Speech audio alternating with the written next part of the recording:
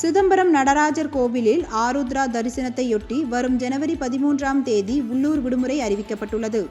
உலக புகழ்பெற்ற சிதம்பரம் நடராஜர் கோவிலில் ஆண்டுதோறும் மார்கழி மாதம் ஆருத்ரா தரிசனம் மற்றும் ஆனி மாதம் ஆனி திருமஞ்சன தரிசனம் என 2 விழாக்கள் நடைபெற்று வருகிறது.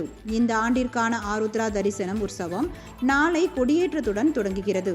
தொடர்ந்து ஜனவரி 12ஆம் தேதி தேர் திருவிழாவும் ஜனவரி 13ஆம் தேதி ஆருத்ரா தரிசனமும் நடைபெறுகிறது.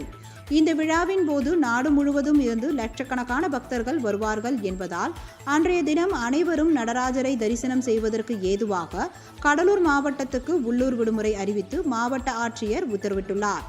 இதனை ஈடுகட்டும் விதமாக ஜனவரி 13ஆம் தேதிக்கு பதில் பிப்ரவரி 2ஆம் தேதி சனிக்கிழமை கல்வி நிறுவனங்கள், அரசு அலுவலகங்கள் செயல்படும் என்று ஆட்சியர் தெரிவித்துள்ளார்.